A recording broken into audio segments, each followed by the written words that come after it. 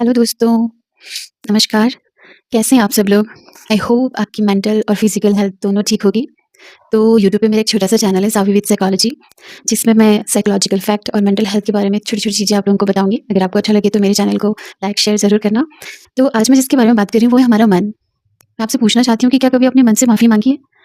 क्या कभी बैठ के बोला है सॉरी, सॉरी मन, मैंने तुम्हें बहुत परेशान किया है, टॉर्चर किया है, परेशान नहीं। नहीं ना? अक्सर दूसरों को सॉरी बोलते-बोलते, माफ़ी माँगते-माँगते हम अपने मन को भूल जाते हैं कि उसको भी दर्द होता है, उसको भी चोट लगती है, उसको भी परेशानी होती है। मैं आपको एक कहानी सुनाती हूँ। एक लड़की थी ऑफ़िस में, अक्सर ना हँसती रहती थी। उसे कोई कुछ भी बोल दे तो सबको लगता था इसे कुछ भी बोल दो तो इसको कोई फ़र्क नहीं पड़ता। लेकिन उसको फ़र्क पड़ता था, वो बोलती थी कोई बात नहीं, इट्स ओके। अभी बोलते क्या ही आंसर दूँ, क्या फ़र्क पड़ता है? लेकिन धीरे-धीरे, धीरे-धीरे लॉन्ग टाइम वो शांत होती रही।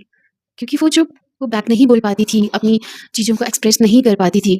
अक्सर वो अंदर ही अंदर दबने लगती है, सप्रेस होने लगती है। तो वो दर्द देती है, बहुत दर्द देती है। कभी हमें घाव लग जाता है, ठीक है?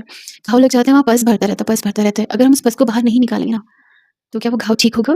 हमें उसे कट लगाना पड़ता है, फिर हमें उसे बाहर निकालना पड़ता है अच्छे से, फिर उसमें मरहम लगानी पड़ती है, तब वो ठीक होता है। वैसे ही हमारा मन होता है, कोई हमें कुछ भी बोले जा रहा है, हमारे आस-पास कुछ भी हुए जा रहा है और हम उसको बस दिल में दबाए रखें, कुछ बोले ना, एक्सप्रेस ना करें।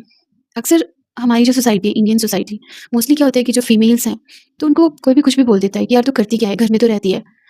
क्या करती है दिन भर? बच्चे तो सँभालती है, खाना तो बनाती है। लेकिन क्या तुम्हें पता है, वो चीज़ें उनको कितना हर्ट करती है, उनके मन को कितना परेशान करती है और पलट के वो जवाब भी नहीं दे सकती। धीरे-धीरे वो एक ट्रॉमा का रूप ले लेती है। इसी से आगे जो एंग्ज़ायटी, ट्रॉमाज़ होते हैं, अगर हम इस टॉपिक पे रिसर्च करें कि जो हमारे घरों में फीमेल रहती है या जो ऑफ़िस, घर दोनों सँभालती है, फिर उनको सबके ताने भी सुनने पड़ते हैं।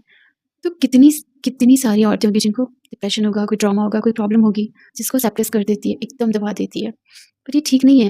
धीरे-धीरे वो हमारे इम्यून सिस्टम को कमज़ोर कर देती है।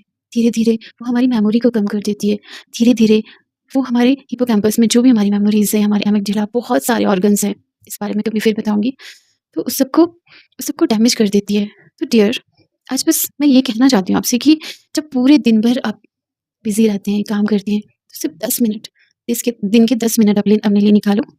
एक कप कॉफ़ी, विंडो साइड पे बैठो और बोलो, सॉरी मन, मैं तुम्हें बहुत टॉर्चर करती हूँ, अक्सर तुम्हें टॉर्चर करती हूँ। उससे बोलो कि अब नहीं, अब मैं टॉर्चर नहीं होंगी, अब मैं एक्सप्रेस करूँगी अपनी चीज़ें। अगर मुझे लगेगा कि प्रॉब्लम ज़्यादा है, कि जैसे मैं आपको बताती हूँ, अगर आपको लगे कि आपको नींद नहीं आ रही है, आपको कहीं मन नहीं लग रहा है, सब काम हो जाने के बाद, सब कुछ होने के बाद भी ऐसा लगता है कि कुछ खालीपन है, ऐसा लगता है कि कुछ ठीक नहीं है, कुछ ठीक महसूस नहीं हो रहा है, कुछ ठीक फ़ील नहीं हो रहा है और आस-पास कोई ऐसे लोग भी नहीं है कि जिसे मैं बोलूँ कि मुझे ऐसे लग रहा है, तो मेरी बात को समझे या हँसे नहीं। तो डियर, आपको आपको किसी किसी अच्छे काउंसलर, किसी स्पेशलिस्ट, किसी डॉक्टर से मिलना ज़रूरी है, उनसे बात करना ज़रूरी है। अगर आप ऐसा कुछ करते हैं तो ये खुद से प्यार करना या अपने मन से प्यार करने की तरफ एक कदम है। तो जब भी आपको लगे कि कुछ तो गड़बड़ है, कुछ प्रॉब्लम है, मैं ठीक से सो नहीं पा रही हूँ, ठीक से खा नहीं पा रही हूँ, कहीं जाती हूँ तो मन नहीं लगता है, अक्सर मूड ख़राब रहता है, मूड स्विंग होते रहते हैं, तो प्लीज़, प्लीज़ अपने मन का ख़्याल रखिए। धन्यवाद। मिलते हैं नेक्स्ट वीडियो